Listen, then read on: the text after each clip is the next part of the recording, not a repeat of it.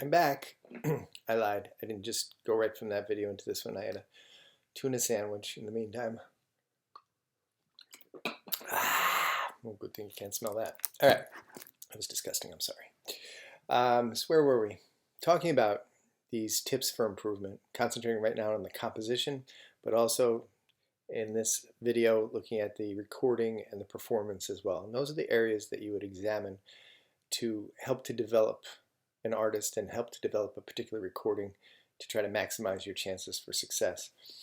And I'm just going over some of the common areas. There are, first of all, some of these areas are more or less applicable to different genres. And secondarily, there are more, but these are just the ones that I tend to concentrate on, and I find that usually you can isolate to find the weaknesses, or even strengths is good, to find the strengths in a particular recording. I did start off with the title. I forgot to reference one other title that I thought was interesting lately, and that is Sam Hunt's new song called Hard to Forget. Would that grab your attention? Hard to Forget? I don't I don't think it would, because Hard to Forget is like a common thing.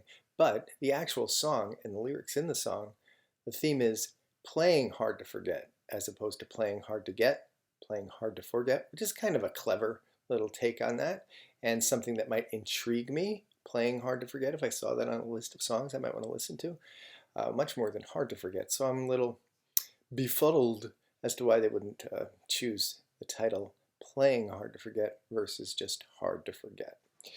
All right, harkening back to that. Now, we did rhymes. Did you listen to Snow Patrol? Hope so. I'm going to talk about the melody, which I said is pretty mysterious. It really is. Melodies should be simple, at least in most pop music. That's the way people's ears are most trained to listen to things, as opposed to something that might be more complex in classical or jazz, which the human ear naturally doesn't have an affinity for, and actually kind of doesn't like in some ways, unless you have a deeper appreciation for how music works and can understand how brilliant some piece of classical music or some piece of jazz is. So most uneducated ears, such as myself, prefer something simple. And one of the ways I like to judge songs is how quickly I understand the song in terms of its structure. And melody provides that little guideline so that you know what the next line is going to do, when it's jumping from a verse to a chorus, when there's a bridge in there, and that the melody is providing that differentiation there, I think is really, really, really important. And to have it be something that takes you on a little journey, predictable journey, just like floating down a river and you know what's coming next. Not so much so that it's not interesting to you, that's just repetitive and monotonous, but such that the melody makes sense to you, and the way the melodies differ from verse to chorus to bridge makes sense to you as well. So keep them kind of simple, but not too repetitive. And the whole battle between repetition and variation is really, really important, is because you need some repetition for something to be catchy and hooky. That's just the nature of how those things are driven into you, like earworms, as they say. But sometimes it can be too repetitive that you're just tired of it within a couple of seconds. So you have to have some variation in there as well. So I can think of one of your fellow student artists who's brought me a couple of songs lately that have a lot of repetition, and the artist says, well, they like repetition. They like songs with that kind of repetition in them. And I said, there's too much repetition. There needs to be more meat on these bones, because I'm bored from this chorus which repeats the same word 40 times. Now, that might work live. That's a whole different subject matter to get people going, maybe sing along to that one word. You don't have to know very much. But as far as the recording goes, So it's really a difficult tightrope to walk, is what it is. So you can have a song like Hey Ya, which is completely hooky by virtue of its da da da da da da da da da little riffy thing going there. And the first couple times you hear it, you're like, oh my God, this is the catchiest thing I ever heard. I love this song. Have you heard this song? And then, after you've heard it 20 or 30 times, you go, I think I would prefer never to hear this song ever again, because it's so repetitive. The same thing that made it attractive at first, I kind of resent now. So it's a difficult line to walk, but something that should be paid attention to for sure. And of course, it should be singable. That's another one of my you know, things about music that attracts me most. Maybe not you, but I think a lot of people just look in the car next to you and at a traffic light. Is people like to sing along to stuff. So having those melodies that are easy to sing, attractive to sing, feel good to sing is really, really important. That goes throughout all music. And even in hip hop, where they accuse people of not having melodies, there's a melody inherent in the way that people flow and spit and deliver these lyrics that makes you want to, you know, sing along with them.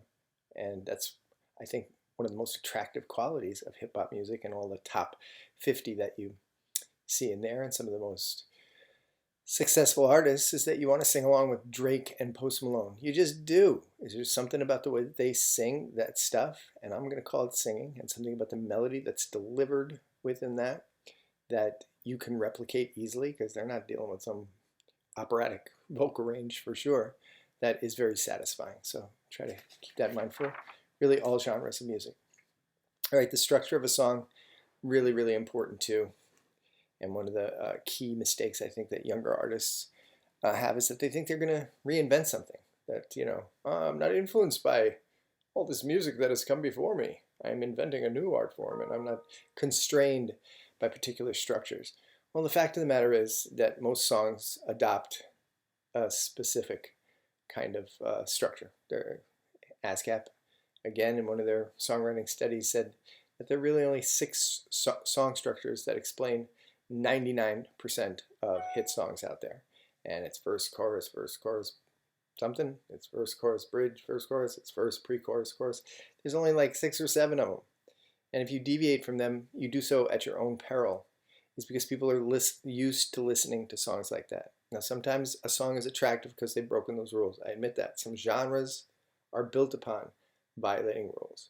But for the most part, most mainstream popular music genres, hip-hop, rap, pop, country, rock, there are definite structures that most songs adopt. So you should try to adhere to those whenever possible, unless you think the attractiveness of your song is that you've departed from that. And it's because people are used to listening to things in a certain way, and they don't want to work hard to have to listen to it. It's like American movies, or most movies, but particularly American movies, follow a specific structure. They will tell you that. They are written by formula. There are 3 acts, and you can watch any movie and have a stopwatch with you and go, this is where the first thing is going to happen in the first act. This is where a plan for resolution is going to happen in the 3rd act. This is where resolution happens. It's very, very formulaic. And it's not because it's easier to do it that way.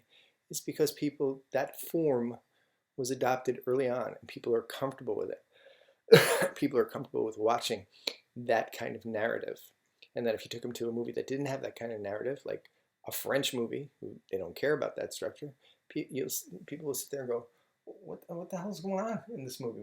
What's happening? They play games with time and space.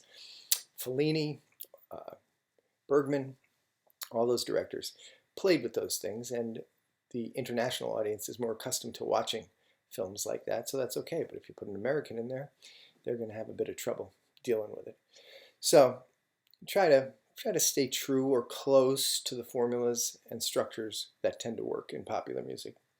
Try to have some contrast within those songs between verse and chorus and bridge and whatever else you have in there to take people up and down on a journey, so they're not just floating horizontally like that. So there should be some difference that people recognize immediately between what's going on in the verses and what's going on in the chorus.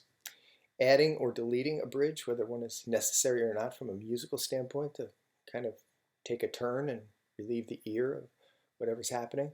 And then also lyrically, to try to take a different angle with what's been happening lyrically, like the last 2 lines of a Shakespearean sonnet, which try to sum up what's happening, provide some resolution, etc. So the addition or deletion of a bridge can be important, or making the bridge longer or shorter can be important. And the same thing is true with putting solos in there, is that having any kind of musical interlude within popular music, there should be a reason for it. It shouldn't just be, well, let's just throw it in here because, it'll add another 10 seconds or whatever.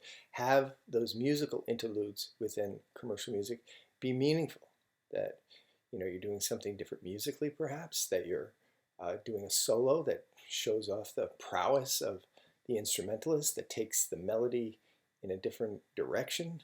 So that I can tell you, again, just from my point of view, Bruce Springsteen and his songs have a lot of solos by Little Steven, who you might know from The Sopranos more than from music. And he's just horrible. He's just horrible. There's not one guitar solo in any Springsteen song that makes any sense, that adds anything to the song, as opposed to, some of my favorite guitarists, whether it be Tom Petty's guitarist, or I don't know, why can't I think off the top of my head? Jimmy Page from Led Zeppelin.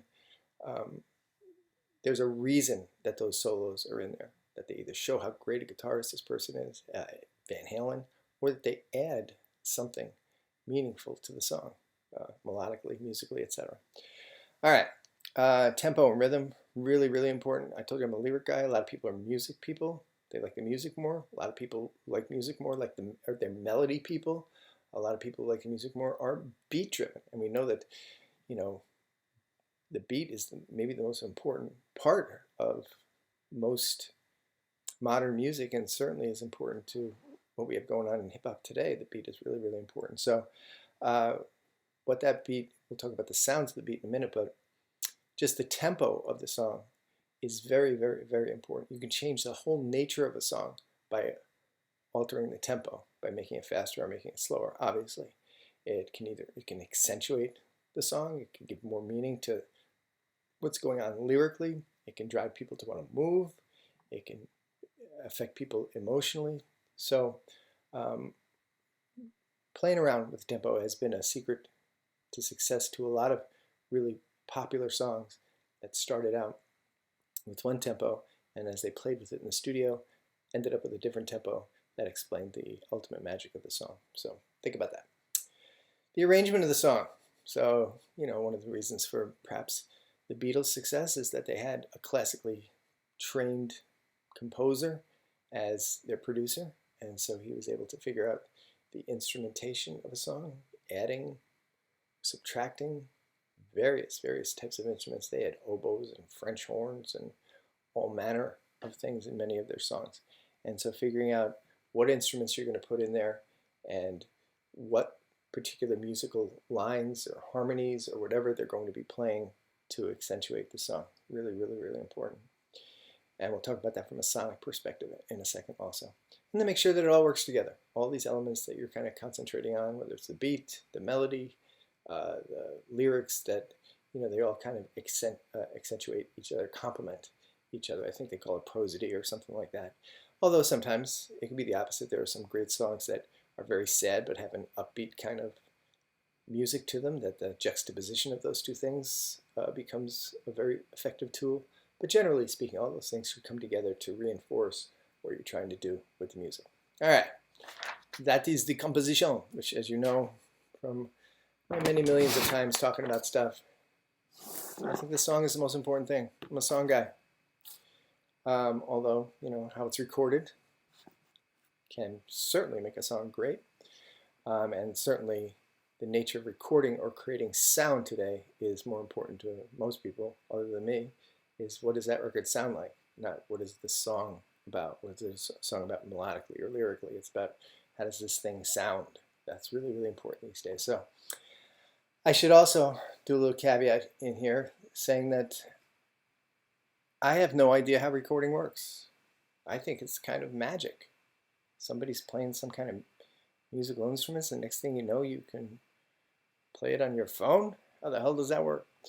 So in my canvassing of many, many millions of A&R people over time, and really almost anybody who works in the business part of the business, other than saying publishing is the thing they wish they understood more. The other thing is how recording works, how recording and live sound works from an engineering perspective, because it's a big part of both live performance and of what a record sounds like. And most people are not trained in that way.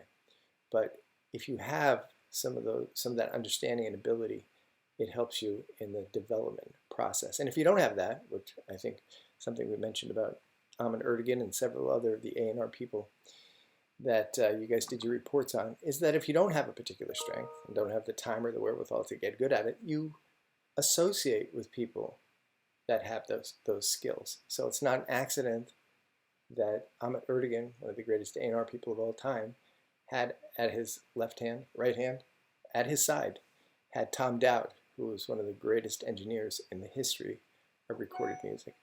Because you got to know what's possible, you got to know what's wrong, you have to have some idea of how to fix it. And some of that you do just with your ears. I can't. Some of that you do just with your ears, but then to notice what's going on, but you need more knowledge than that, or somebody next to you to help you to fix those things. So I would encourage you to get as much technical engineering knowledge as possible, so it gives you the skills that are necessary to help an artist succeed in the recording sphere and also in the live sphere. So how many concerts do you go to where you go, this sound sucks, and it affects the experience for the concert goer profoundly, and yet, I don't know, a good percentage of the time, almost half the time, I'm like, what's going on with the sound here? So it's really, really important from a lot of different perspectives. So I don't know what I'm talking about for the next 15 minutes, but I do know the issues anyway.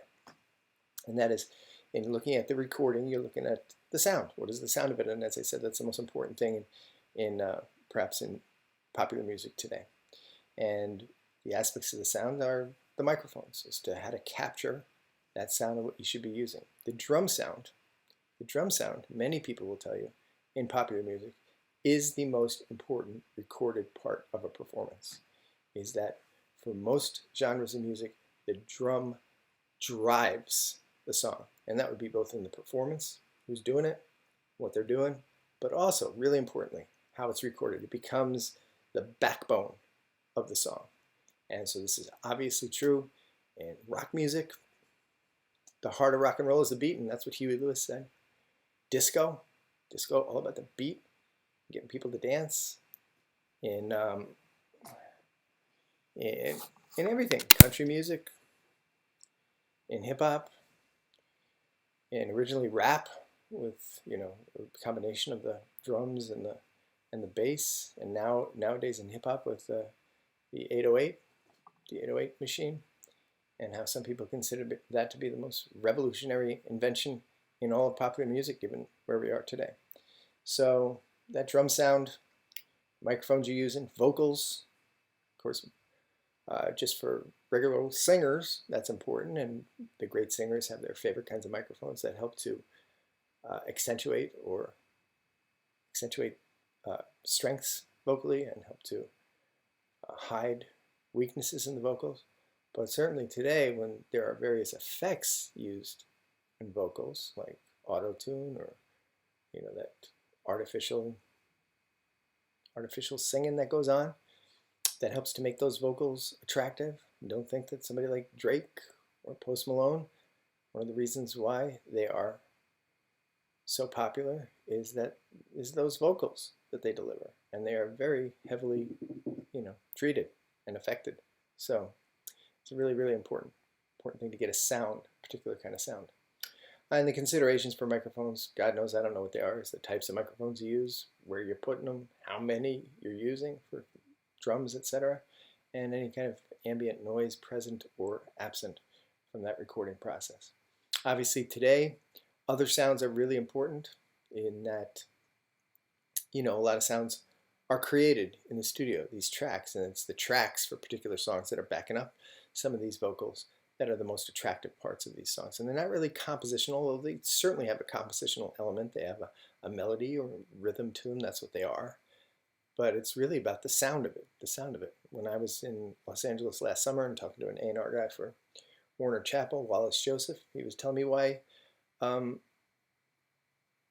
Tay Keith was so popular and so attractive for people to work with, is because he had these sounds that were interesting and different and compelling and lent themselves to the kinds of lyrics that people were singing about.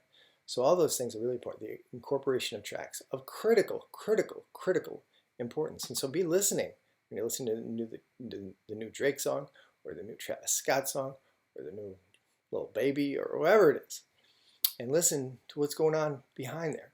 is that those things were very carefully chosen to give a sonic effect that's going to be positive, that people are going to want to listen to on the radio, and that people are going to want to spin again on a streaming service. So make sure that there's interesting, compatible things going on there. Recording level and effects, I don't know anything about those, but making sure that things are recorded properly and making sure that the proper effects and plugins and all sorts of things that are necessary to create the sound that you're trying to achieve is really important to the ultimate sonic product that occurs.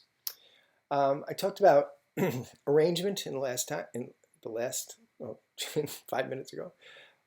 From a compositional perspective, is having various instruments. How many instruments do you want in there, and what they should be playing from a compositional point of view. But the same thing is true if you're talking about texturing and adding layers to something, as to how much should you have going on from a sonic point of view, not from a musical point of view. And so what kind of instrumentation or other sounds do you want in there? How many tracks do you want? And the whole history of recorded music is broken up into various developments in what sort of instrumentation you should choose and how many tracks you should have and that sort of thing. So it really kind of blossomed under Mitch Miller, who we talked about, with Columbia, who had very lush instrumentals, which were very pleasing to people's ears. And so it didn't matter what song it was, because just the production of it and the choice of the sounds and the layering, lush stuff that was going on, particularly as stereo sound started to emerge, was very, very attractive. Followed up by the emergence of rock and roll, and one of the pioneers is Phil Spector, who had his own little ideas about how much noise there should be, not from a compositional point of view, but just how much stuff should be going on. He wanted a lot of stuff. He wanted this music to be really powerful in a strong way, as opposed to the more passive way that maybe music under Mitch Miller might be. And he created a wall of sound. That's what it was. It was just sound, sound, sound, sound, sound, sound, sound, sound, all the way, all the way. So you have that. You have a 70s progressive rock with Yes and Pink Floyd and all that kind of stuff, with all that instrumentation going on in there, and providing, especially as stereos got really, really good, and recording process got really, really good. It was all about what do all these things sound like? It was just incredible stuff. Keyboards, as the Moog synthesizer developed, just getting all of these sounds in there became interesting from a sonic perspective, especially when people are smoking a lot of weed. To Max Martin and Dr. Luke, as we enter into the 21st century. And Dr. Luke started to have some songs in this pop era with Backstreet Boys and Britney Spears and Katy Perry, all the way up to Katy Perry, was about layering tons and tons of tracks. There were some songs, they said, that Max Martin had 200 tracks going at one time, just little tiny stuff to accentuate what was going on. And now we know what we have is a pullback from that because of the way people listen to music, as we tried to explain, and because of how our ears operate, it's become very sparse production. So those choices now are sort of getting limited. What do we want to have in there? We want to have a little bit of a tiny keyboard doing something. We want to have a little bit of the 808 going on, and maybe one other thing. It's so much different from the way music was 10 years ago, 20 years ago, 30 years ago. All of these developments as sound got bigger, and now we're paring back to sound getting a little smaller. So the choice of how many tracks you're going to have like that is really, really important. And then background vocals. Whoa, background vocals. Really, really important for so many different reasons. Make the song more interesting. It changes up the dynamic of the vocals you're listening to. It hides the maybe some weaknesses in a singer that doesn't happen to be a great singer. It can do so much. So you'll note that some of the most successful recording artists we've had are people that are renowned for the use of background vocals. And that's people from the Beach Boys, probably all of the 50s and the doo-wop groups, and giving rise to its emergence in a rock and roll kind of venue with the Beach Boys and how creative they were with their background vocals and harmonies. The Beatles were renowned for their inventive use of harmonies and background vocals. I would urge you, this will be a discussion thread, listen to the song Help. Listen to the song Help. And listen to how crazy those background vocals are. The background vocals sometimes say the lyrics before the lead vocalist, and they sometimes sing the lyrics at the same time as the lead vocalist, and they sometimes sing the lyrics after the lead vocalist. It's really, really ingenious. As a matter of fact, Help has several things that are worth discussing as you look at this stuff. I'm not saying it's the greatest song in the world, but it is a pretty catchy,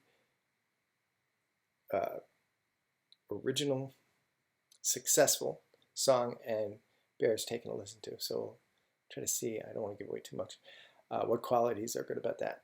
And then the performance, looking at the performance. Generally speaking, you're looking at everybody that's doing stuff on the record. That is most notably maybe the vocalist, and making sure that they are delivering a performance that is achieving the things you want to achieve, that is getting the melody across, getting the lyrics across, all sorts of stuff like that. The emotion, that's the most important thing.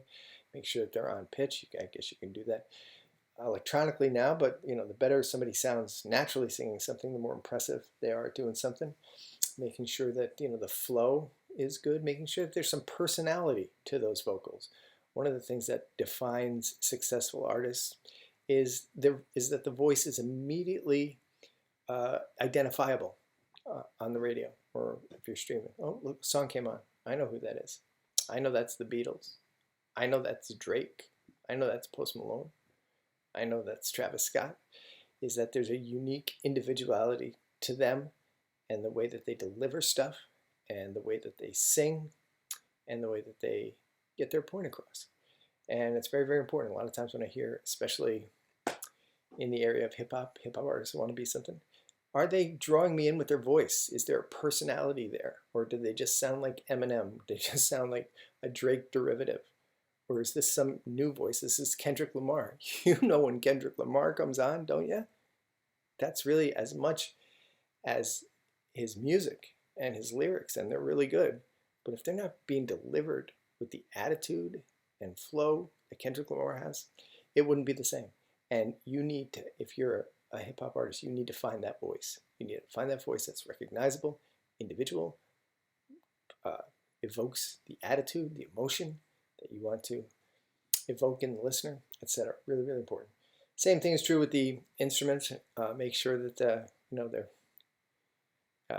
tuned right, right intonation, that they're being played right, that they have parts that are good, that there's that it brings something to the song. Every instrument's going to do that. The drumming, is it going to be somebody who's just keeping a beat, which can be important for some songs, or it's just a nice clear beat, tasty, or is it going to be Neil Peart with Rush, who's going all over the place, or Keith Moon, who seems like he's drumming to a different song. Seems like he's just trying to beat the hell out of his drum kit. Whatever it is, whatever role it is that you want that drummer to have, or guitar player to have, or playing the rhythm guitar so it sounds good, lead, solo parts, all that kind of stuff, making sure it's done right. The tempo, again, making sure that the tempo is right from a sonic point of view, in addition to just the rhythmic musical components of it. And then making sure everybody's playing together somehow, whether they're doing it together, which is always kind of a magic to it. When I watched Foo Fighters producer putting together the new album, he was saying they love to play at the same time. Love to play at the same time, except the drums.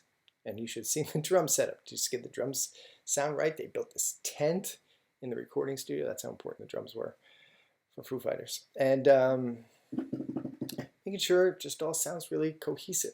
I can remember the first time, when I was just a young lad, the first time I heard Steely Dan song. And I thought to myself, this sounds different. I was just a kid. And I just didn't know what it was. This just sounds like these people know how to play together in a better and different way than most of the music that I'm listening to. And they were just simple little Steely Dan songs. They were good. They weren't great, but there was just something different about the way they played together. And to have that kind of magic chemistry between the band members is really, really important. All right, so just looking at some of those things. Oh, is there more? Oh, and the mix. Golly, how did I miss that? The mix, another one of the common problems, and really a challenging problem today, given how important sound is to get the mix right on something. And to understand that, the vocals need to be right out in front. That's what people want to hear. They want to hear that individual kind of voice of a Kendrick Lamar. They want to be able to hear those lyrics. They want to be the most prominent part of most types of music. When you have solos, they should be brought up and not buried in the mix. So go and listen to your friend's stuff, or the stuff, this is really important for your projects because you have unsigned people. And you'll see that maybe the biggest weakness is the mix, is that you're listening to something and you know that there's equipment available for people to be able to record and mix things at a really professional level. Almost everybody has access to that now. But unless you have the skills to do that, it's very difficult. Why can't I hear the vocalist? Why didn't, when the guitar solo happened, why didn't that be moved up in the mix? And wait a second, why are the drums out in front? Can I ask a question? Who mixed this thing? Did the drummer mix this thing? Yes, the drummer mixed it. So they're going to have the drums way out in front. So make sure that the thing is properly mixed. Again, the ears, generally speaking, have a way they like to listen to music and a hierarchy of where those sounds should be. Try to vary the mix between the verse and the chorus. There should be lots of that variation that's going on. Not so much that it seems like there's a billion different songs going on, but distinct and discrete parts of a song should have an identity to themselves for sure. And playing with the dynamics also. So if you're listening to something that's on a flat line, which can happen a lot in today's music when it's so heavily compressed, what you want to do is give the ear some entertainment. Not so much that it confuses them, but you want people for the ear to be tickled every once in a while so that they're hearing something a little different from a mix point of view. And then adding all sorts of whatever additional elements you're adding finally to a recording, whether it's be various effects, spatially what's going on, now how we're listening to things in stereo and with headphones, and we're in a room or in 5.1 depending upon what becomes the dominant way of listening to things, panning the music across the spectrum, etc. Doing the compression on something, too little compression and it doesn't sound like everything else out there, too much compression and it sounds like everything else out there. So a lot of things to play with to make sure that in the final mix it sounds the way you want it to sound, that the things you want up front and listen to are properly placed, that the things you're adding at the end, that the way you're compressing it, all leads to a final product that sounds good. All right, that's all I got. That's all I got. So remember, this is to be used for you because, I'm sure that what's going to happen is you're not going to be playing a record that's the next hit record. I hope you do. I hope you do.